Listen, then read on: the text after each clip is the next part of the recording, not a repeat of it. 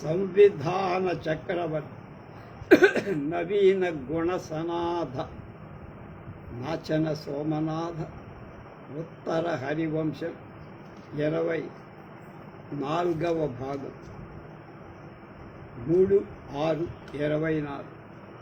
దీనికి చక్కని అర్ధ తాత్పర్యాలు రాసినవారు బ్రహ్మశ్రీ చదలువాడ జయరామ శాస్త్రి గారు, శ్రీ వజ్జల వెంకట సుబ్రహ్మణ్య శర్మ గారు. వారికి నమస్కారాలు, ధన్యవాదాలతో మొదలు. హంస డిభకులం దగ్గర నుంచి రాయబారిగా జనార్దనుడనేవాడు కృష్ణుడి దగ్గరకు వచ్చి, వాళ్ళు రాజసూయ యాగం చేయబోతున్నారు, మా హంస డిభకుడు రాజు, నువ్వు కప్పంగా ఉప్పు తీసుకురావాలి, సమర్పించాలి అని కబురు పంపారు. అప్పుడు వీళ్ళంతా ఆలోచించుకున్నారు, ఏమిట్రా ఇంత పనిగా ఉందా వాడికి, వాడి తాట తీయాలంటే. కానీ అద్దేవుని తోడ వేడబమునన్ గర్పంబు కార్యంబు కాదన్ ఉత్తెంచుట చెప్పనోడితే జగన్నాథుండు నీ విప్పుడ వచ్చిన కార్యం వెలిగింపుమన్న పెదపంజప్పంగా నోరాడే అవ్వని వారచ్చట లేదు నా పలుకులను వాక్కున్న నింకేటికి. భయపడకుండా చెప్పరా, అసలు ఏం చెప్పావు, ఏమని పంపారా వాళ్ళు అంటే చెప్తున్నారు. కృష్ణుణ్ణి చూసి కప్పమడగటానికి నన్ను పంపించిన వార్త చెప్పటానికి జంకిన వాడి వంచనతో కప్పిపుచ్చా. ఆ లోకనాయకుడు నువ్వు వచ్చిన పని చెప్పవయ్యా అని కోరితే కప్పం అడగటానికి వచ్చాను అనే వార్త నివేదించా. ఆ మాటలు విన్న వాళ్ళంతా నవ్వారు. ఊరికే ఉండకుండా ఊరుకున్న వాళ్ళు ఎవరూ లేరు. నేను వారితో చెప్పిన పరిహాస పాత్రాలైన పలుకులు మళ్ళా ఏం చెప్పను సిగ్గు లేకుండా జనార్దనుడు తాను అనుభవించిన తిరస్కారాల వల్ల కలిగిన వేదనను ఇలా చెప్పారు. నేను అపురుషోత్తము నుప్పు కప్పం బడిగిన అప్పుడు అతండు ఎప్పుడో పార్థివడింభద్వయంబు చూతును ఎచటం తెగజూతు అనుచుండి వెండియు కొండకన్న హునవి అవిధంబున నారదు తోడ మాటలాడుచు నా మాట ఎడ అనాదరంబు చేయ వాసుదేవుండు దుర్వాసుతో వినోదంబుగా కొందరు యతీశ్వరుల వాదు చేయించి బ్రహ్మతత్వ నిర్ణయంబునకు వెలవక వారిచే ఉత్తరంబులిప్పించుతుండే అట్టి ఎడ నా తలంపున నేను కప్పమడిగితే పెద్ద మోసగాడైన కృష్ణుడు మూర్ఖుల రాజకుమారులను ఎప్పుడు చూడాలో ఎప్పుడు వధించగలను అంటూ ఏళనతో నవ్వి నారదుడితో మాట్లాడుతూ నా మాటలు అసలు పట్టించుకో. ఆయన దూర్వాసుడితో యతీశ్వరులకు బ్రహ్మదత్త నిర్ణయ విషయంలో వినోదంకై వాదాన్నొకదాన్ని కావాలని కల్పించి ఏర్పాటు చేసి వాళ్ళచే నిర్భయమైన సమాధానాలు ఇప్పిస్తారు. ఆ సమయం జనార్దనుడు కృష్ణుడిని పురుషోత్తముడని వర్ణించటం చేతి హంసుడు మండిపడ్డాడు. అయినా విప్రతనయుడు కనుక శస్త్రతుల్యాలైన మాటల పోటుల చేతి ఈ క్రింది విధంగా అప్రియమైన ప్రయోగంగం చేసి హంసుడిని రెచ్చగొట్టారు. అకట నేర నివారైరి హంసడివకులు లేమిగా నిందు గుర్తించేది ఎలమినే వచ్చి వీరిడినైతి నివాసుదేవు తేరి చూడంగా రాదని దిగులు గుడిచి. అక్కడ హంసడిబుకలు తెలివిలేని వాళ్ళైనారా ఆయన ముందు ఏనుగుటయో అంటే వెళ్ళాలా, అక్కడి సంతసంతో పంపినవా నేను పచ్చి వెర్రివాడనయ్యానా. ఆహా, ఈ వసుదేవ తనయుని చక్కగా సృష్టించి దృష్టించి చూడజాలని భయం చెందాను. ఈ వాసుదేవుడనటంలో వసుదేవుడి కష్టాలను సంరక్షించిన భగవానుడు అనే భావం కూడా ఉందన్నారు. అలాంటి దేవుడి అప్రియాన్ని వచించటానికి వెనకాడుటకు కారణం చెప్పారు. మానితి పనియా మాటలు మాని తిరుగుడింక మీరు మన మాటలకు ఊని మరుమాటలాడ శైనేయుండు వచ్చే దాన చాలు పనికి అన్నారు. వచ్చిన పని గురించి చెప్పటం మర్చిపోయా, విరమించ. మీరు ఇక మీదట కప్పమడగటం అనే మాట మాని చక్కగా ప్రవర్తించనని రాజులకు చెప్పారు. మనం అక్కడ నివేదించిన మాటల సమాధానం ఇవ్వటానికి శని మనువడు, శని యొక్క మనవడు అంటే సాత్య నాతో వచ్చాడు. ఆ పనికి తగినవాడు ఆయనే చెప్తాడు ఏం చెయ్యాలో కానీ. అనుటయు హంసుడు గమగమ గమగమ గనలి మదించెరవు విడిచి కాలువ బొగడం సనులే వీనికినని ఇట్లను అనుమానింపక ఆ జనార్దనుడు. ఎప్పుడైతే ఆ మాట జనార్దనుడనే రాయబారి అన్నాడు, కంసుడు మనస్సులో గమగమ ధ్వని అనుకరణంట అని మండిపడుతూ వీడు నీటితో నిండిన చెరువును స్తుతించకుండా నీటిని తెచ్చే కాలువను తూమును పొగడుతున్నారు. వాళ్ళంతా వీడెవరు? హంసజీవకులంతా నీళ్లు నిండిన చెరువని, కాలువ లేకపోతే తూము లాంటి వాడు కృష్ణుడని, ఇది తగునా అని అనుకుంటూ అతని హితవచనాలను పరిశీలింప జనార్దనుడితో హంసుడు ఇలా అంటున్నాడు.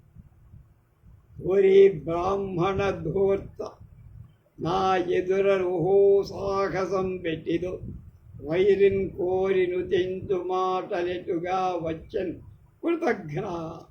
ఇది నోరే ఎవరికెవరయ్యదరు నెందున్ పెంచి మన్నించిన కారామై ఇటు చేసితే తొలగు నింకంచారు నీ కార్యములు అని దుమ్మెరేపేసి, ఒరే విప్రపంచకుడ, బ్రాహ్మణ కులంలో తప్ప పుట్టావు, నా ఎదుట నా విరోధి కృష్ణుణ్ణి వారిని స్తుతిస్తున్నావు.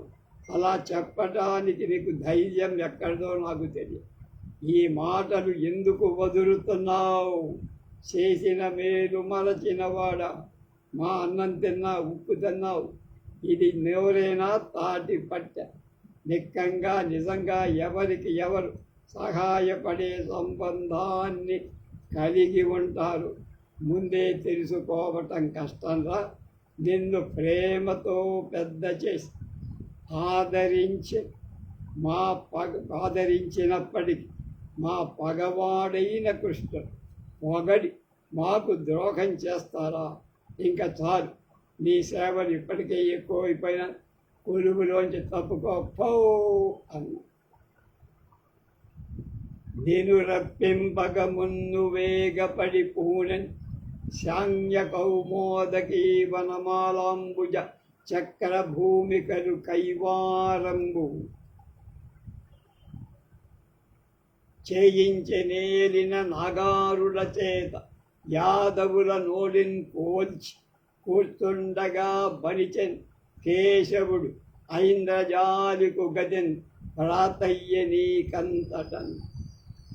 నిన్ను రప్పించటానికి ముందే త్వరపడి కృష్ణుడు ధనుసు గదా వనమాల కమలం చక్రం మొదలైన వాటిని ధరించ గరుడు మొదలైన వాళ్లతో స్తోత్ర పాఠాలు చెప్పించ. అంతేకాదు యాదవులను క్రమంగా కూర్చోబెట్టి సేవలు పొందా.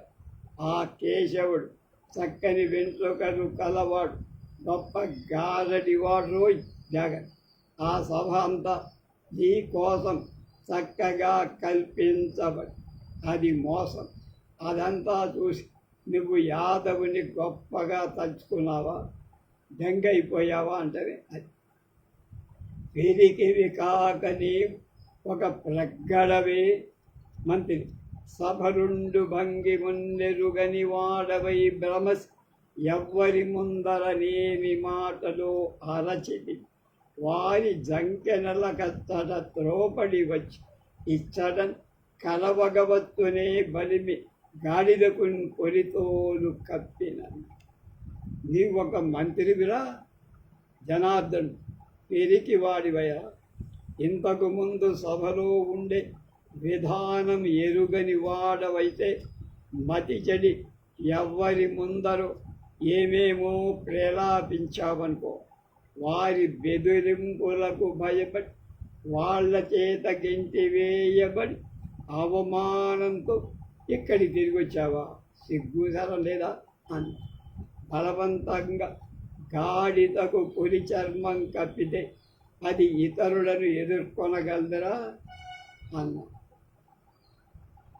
నాకే తమ్ముడు ఖడ్గమున్ కలుగగ నాకేజుడున్ సాటి ఏ లోకంబుల్ 14 గెలుతు కల్లోలాని లాలోల వేలా కూపారము పారమున్ గదియ చేయన్ చాలినన్ ద్వారకన్ గై కొందుంజది వృష్ణి భోజ నృపసంఘధ్వంస శాపనాపాదినై అన్న. వీడు ప్రగల్భాలు పలుకు. నాకు తమ్ముడు, వీడు చెప్పేటప్పుడు హంసుడు చెప్తాడు, నాకు నా తమ్ముడు దెబ్బకుడున్నాడు కుడి భుజం, నా చేతిలో కత్తి ఉండగా. ఇంద్రుడు కానీ వాడి బాబుక, హరి కానీ వాడికి సరివాడుక, ఎవడు నా ముందు బలాద్దో 14 లోకాలు పూర్తే గెలిచేస్తా. అలలతో వాయువుతో చరిస్తున్న చెరియలి కట్టగల సముద్రము యొక్క అవతిలి గట్టు వరకు నన్ను సమీపించేటట్లు చేసిన యదు వృష్ణి భోజ వంశాలకు చెందిన రాజులందరినీ నాశనం చేసి ద్వారకను నా గుప్పిట్లోకి తెచ్చుకుంటా అని ప్రగల్భాలు.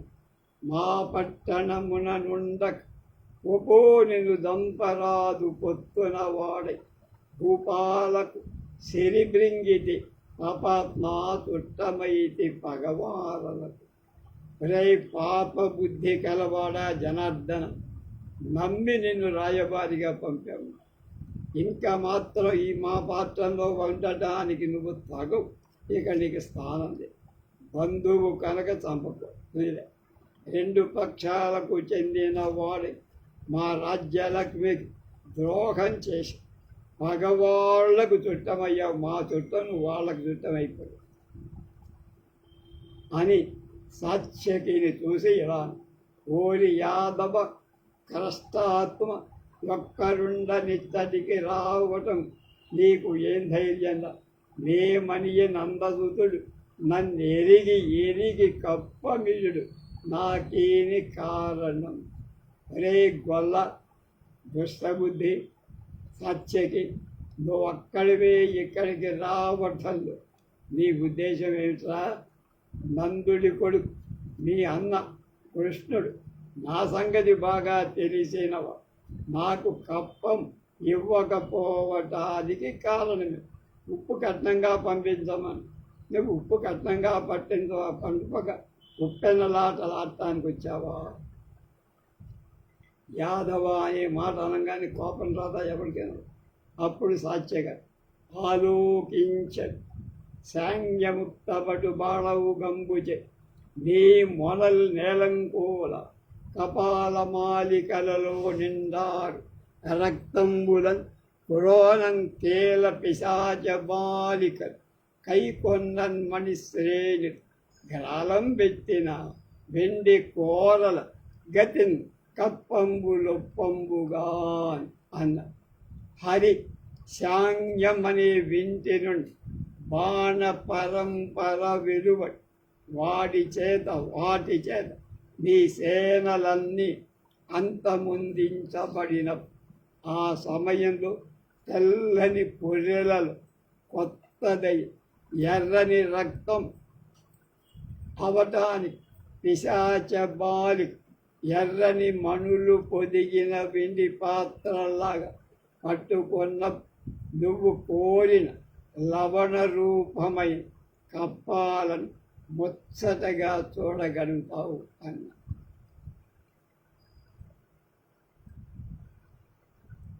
తెచ్చెద రెల్లి నేడు మముదందని వంచన ఉప్పుడాకిను మత్సరికంబునం సబులమత్తుడకై డెభకుండు నీవు తుంచొచ్చిన చోటు సచ్చి రణసూరుడు శౌరి కరాచి ధారచి పచ్చడి చేయగా జముని బాణసమున్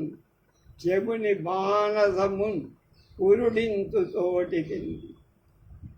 ఇవాళ రేపు కృష్ణుడు యుద్ధ వీరుడు, నీ తమ్ముడు డెబకుడు, నువ్వు ఎక్కడికి పోయా అక్కడికి వచ్చి తన కత్తి అంతు చేత మిమ్మల్ని ఖండాలుగా ముక్కలుగా నరికి యముని వంట ఇంటికి సరైన ప్రదేశానికి ఎక్స్పోర్ట్ చేసేస్తారు, పంపిస్తారు. చాకినలు మమ్మల్ని తెమ్మని కోరిన ఉప్పు మాకు బదులు వారు ఆ పచ్చడి రుచులు ఇవ్వటానికి పోటీ పడతారా? మీ ఆటలు సాగవైపోయింది. మా అన్న వచ్చాడంటే సచ్చారే మీరు. ఆ కంసాతుర భంజనున్ కెనియ చేయంజాలు నే జిహ్వ హంసా కోయంగలవాడ ఎత్తునిది హస్త ప్రాప్తిగా భూవరానీకంబెల్ల కనుంగొనంగ ఇతటన నీ సొమ్ము నీకిచ్చెదన్ కాకేనంతటి వాడనే నేతల చినంగప్పంబు తెప్పింపగా. కంసదానవ మర్దనుడికి కోపం తెప్పించటానికి అలాంటి వదరు మాటలు మాట్లాడిన నీ నాలుక తెగ కోస్తా. దాని చేతికి లభించిన కానుకగా రాజవరులందరూ చూస్తుండగా నీ వస్తువును నీకే ఇస్తా. నువ్వు మా దగ్గర నుండి కప్పాన్ని తెప్పించడానికి ప్రయత్నిస్తే తప్పక అంతటి పని చేయగలవాడని. అంటే నీ నాలుక తగ్గొస్తారా? ఇంకా రెండో మాట ఎక్కువ మేల్పడి రాజ్యగర్వమున మీదు తలంపము కాక చెచ్చున కాట్పుడు కూడినట్టు మురఘస్మరు చేతుల శంఖశాంగ్యములు వీధువడి మ్రోయడాయబడి వేవురు దోదుల సింహనాదములు తోడ్పడవే రసాతలము దోలిన మిన్నుల మీద వారిన. ఏమిటనుకుంటున్నావు? ఆశామాష అజ్ఞానివై రాగల ఆపద రాజ్య గర్వం చేత ఏం జరుగుతుందో తెలుసుకోలేకపో. మురవైరి అయిన కృష్ణుడి చేతులు శంఖం శాంగ్యమనే ధ్వను అగ్ని వాయువులు కలిసి విడివిడిగా ధ్వనులను ఇస్తూ ప్రసిద్ధులైన 10,000 మంది యుద్ధ నాయకులు సమరంలో పాల్గొనట నిన్ను సమీపరిస్తగా. యాదవ సైనికుల సింహ గర్జన నిన్ను వధించడానికి ఆ పాంచజన్య సంఖ్యాలు ధ్వనులకు నువ్వు రసాతలంలోకి వెళ్ళి పడిపోతావురా, నువ్వు ఆగలేవు అన్న.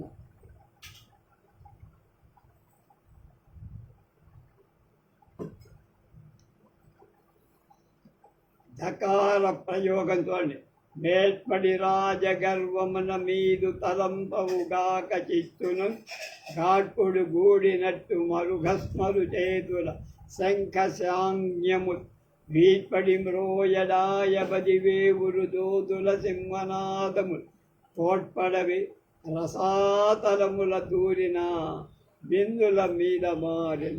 కిందకి దిగిన ఆకాశంలోకి అయిపోతారు సఫా. వాళ్ళు ఎవరంటావా? ఎలాంటి వాళ్ళు అంటావా?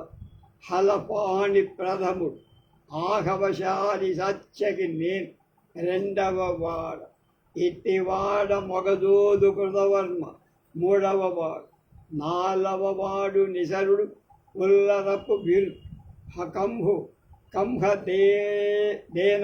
దేనవవాడు ఈనవవాడు ఘన విక్రమార్జునుడు వివిధుడు ఆరవవాడు విజయధనుడు వివిధాస్త్రనిపుడు ఏడవవాడు ప్రఘనుడు అష్టముడు సారంగుడు ఉత్సాహశీలి నవముడు విదూరుడు సన్నాహమహితడు ఉద్ధవుండు దశముండు ఇంకనున్న వారిన నగొలది కాది లౌట అవుట ఎరిగి కృష్ణు వెతకి ఇప్పుడు పులిలోల వేసిన 10 మంది ఉన్నారా మా వాళ్ళని ఎవరిని తప్పించుకోలేవు.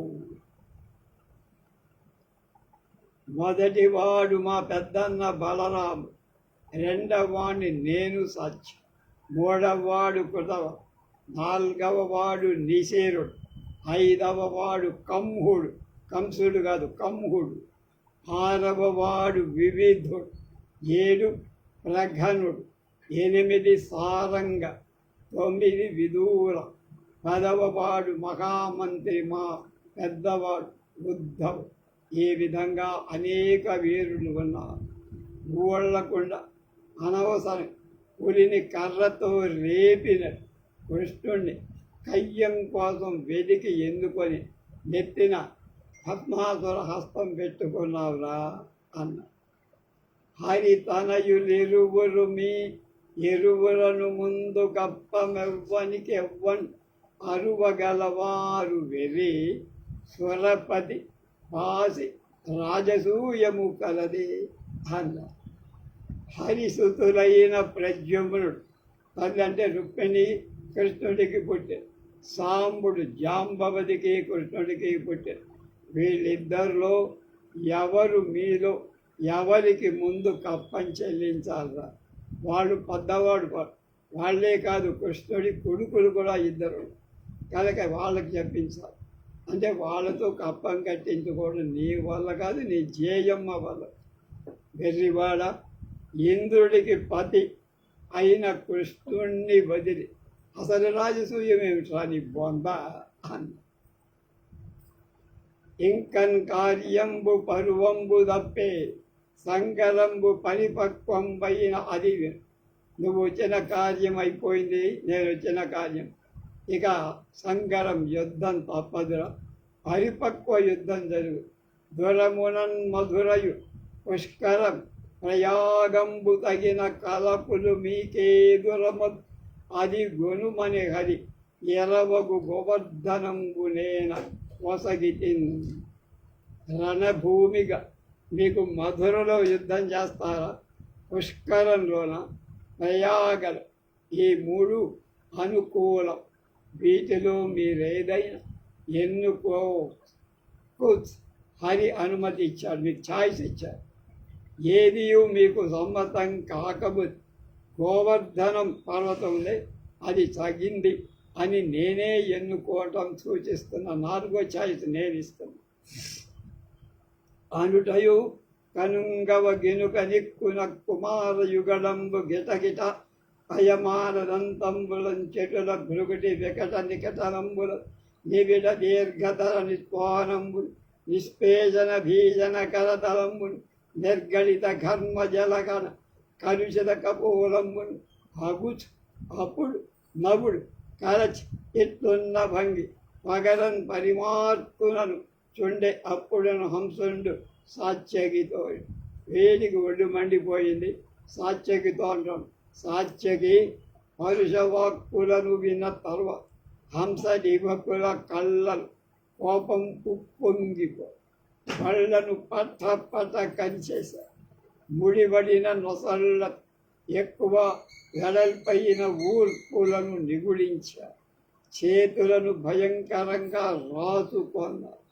చెమట నీటి బిందువు వాళ్ళ చెక్కిళ్ళ మీద పడి ప్రవహించాయి, అంటే చెమట కారిపోతాయి.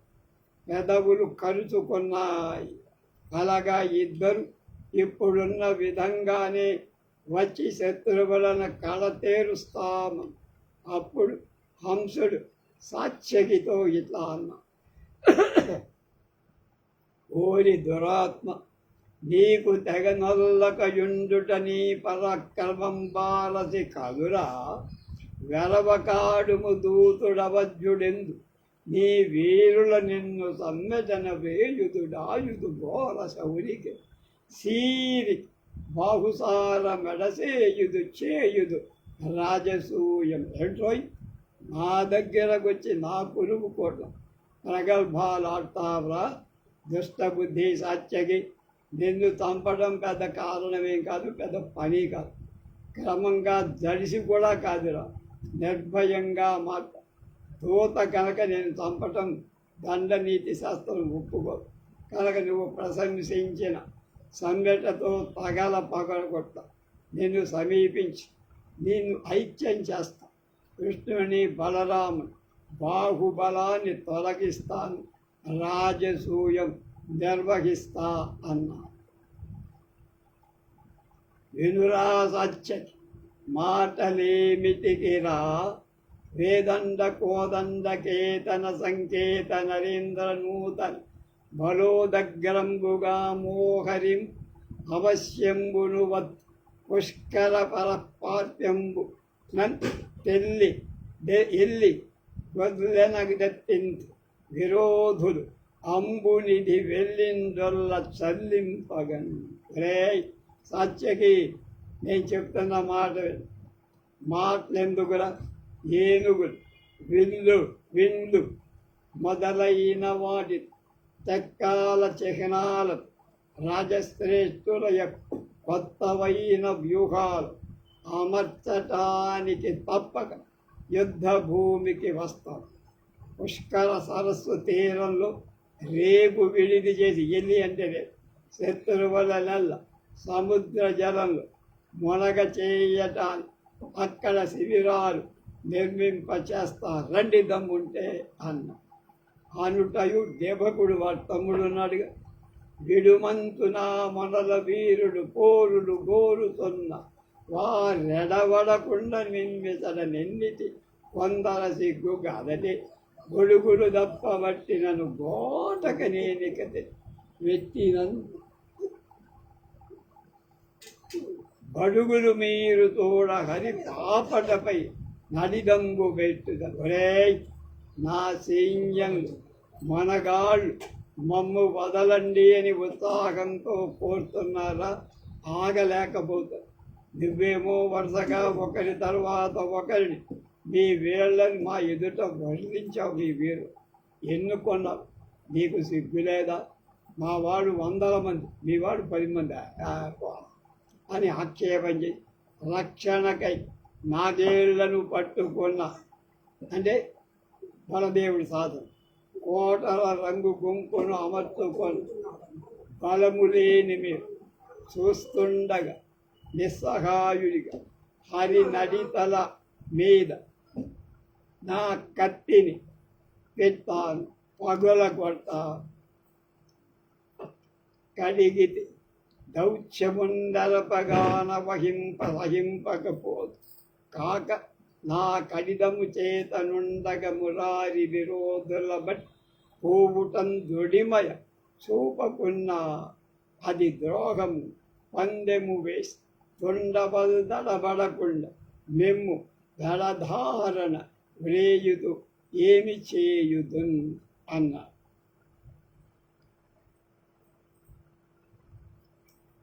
హంస నేను దూతనై వచ్చా, మీరేమన్నా ఓరిని వహించటం నాథ వృత్తిధర్. నేను దూతను కాకపోతే ఈ మాటలు నా చేతితో కత్తి ఉందే తెగతల పారేది మిమ్మల్ని. కృష్ణుడి యొక్క శత్రువులు అందరినీ పువ్వులను చిరివేసినట్టుగా తొడిమలు రాల్చేసినట్టుగా రాల్చేసి వాళ్ళ శలను శరీరం నుండి వేరు చేసి చూపిస్తాను. అలా నేను చేయకపోతే ఇది రాజద్రోహము. పందెం వేసి తొట్టుపాటు చెందకుండా మీ ముఖాలు కత్తి వెనక భాగంతో పదులు లేని భాగంతో కొట్టి చంపేసేవారు. కానీ ఇప్పుడు దూత కార్యం కోసం వచ్చా కనుక మిమ్మల్ని ఆ పని చేయటం నా ధర్మం కాదు కనుక నేను వెళ్తున్నాను, యుద్ధంలో కలుద్దాం అనుటయు కోపంబులు రూపంబులు గైకొన్న తెరంగులు ఆ హంస డిభకులు సాత్యగితో నీవింక సగర సంగర సన్నాగంబులు సకల సైన్యంబులను సమకూర్చుకొని పుష్కర సరోవరంబునకు రమ్ము సాగునకు తప్పితివి పొమ్మనుటయు కలలి కలకల నవ్వి కలని నలచి కదా మాటల సకల లోకైకనాథుండు సమయింపనున్న మిమ్మన్ చంప తగదనుట వారు మీ అన్నం కయ్యంబునకు దోడ్కొని వచ్చిన నీ పంతం వెరుంగవచ్చు పొమ్మనుడు నా సైనేయుండు అడిదంబు జడిపించు నీయకుని వెడలి హయారోహణంబు చేసి నిజపురంబున రయంబునకు చనుదించి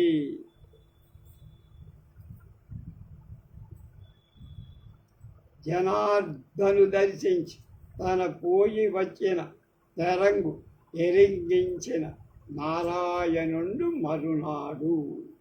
ఇలా చెప్పగానే హంసడిభకులు కోపం రెండు రూపాలు ధరించాయో అన్నట్లుగా సాత్యకితో అంటున్నారు. నువ్వు యుద్ధ ప్రయత్నాంతో సకల సైన్యంతో రేపు పుష్కర సరోవర తీరానికి రా.